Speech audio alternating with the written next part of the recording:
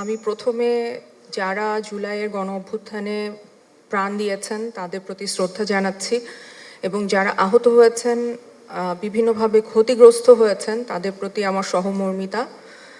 আর সেই পরিবারের জন্য থাকছে অনেক অনেক ভালোবাসা এবং শ্রদ্ধা।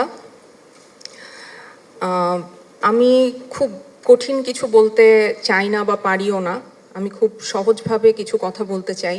আমরা যখন আসলে সবাই শিল্পীরা একসাথে হয়েছিলাম, আমি সেই সময়কার কিছু কথা আপনাদের সাথে শেয়ার করতে চাই, কারণ সবাই অনেক কিছু নিয়ে কথা বলেছে, কিন্তু ওই সময়টা আমাদের উপর দিয়ে আসলে কি গেছে সেটা শুধু আমরা জানি। আকরাম ভাই, ধ্রুব ভাই, পিপলু ভাই, তানভীর, জাহিন এবং লিমা আপা, রাজীব ভাই, মোনেম ভাই, এনারা যদি না থাকতেন আমি অ্যাটলিস্ট আমি আমার কথা বলতে পারি যে আমি কখনো সাহস করে রাস্তায় দাঁড়াতাম না। আমি চিন্তা করছিলাম, কিন্তু আমার ভেতরের ওই সাহসটা জাগ্রত হয়েছে এই মানুষগুলোর কারণে। এবং আমি সেই সমস্ত শিল্পীদের, কলাকুশলীকে আমি ধন্যবাদ জানাতে চাই যারা এক রাতের মধ্যে একটা গ্রুপে জয়েন করে, যেখানে 1000-এর বেশি লোক আসলে জয়েন করেছিল এক রাতের মধ্যে। এবং সেইটা একটা অদ্ভুত অনুভূতি ছিল।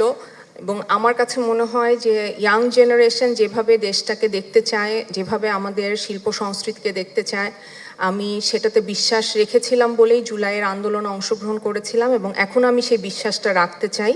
এবং এখন যে সিচুয়েশনে আমরা আছি, যে পরিস্থিতির মধ্য দিয়ে আমরা যাচ্ছি, সেটা যদিও আমাকে ভীষণভাবে আশাহত করছে, কিন্তু তারপরেও আমি মনে করি যে আমাদের যে তরুণ সমাজ আছে তাদের উপরে ভরসা করে আমি জুলাইতে তাদের সাথে আন্দোলনে অংশগ্রহণ করেছি এবং তাদের উপরেই আমার ভরসা যে তারা হয়তো আমাদের দেশটাকে আমরা যেই রকম স্বপ্নের দেশ দেখতে চাই সেই দেশ গড়তে সহযোগিতা করবে। আর আপনারা যারা আজকে এখানে এসেছেন সবাইকে অসংখ্য ধন্যবাদ। আপনাদের উপস্থিতি আমাদেরকে সম্মানিত করেছে।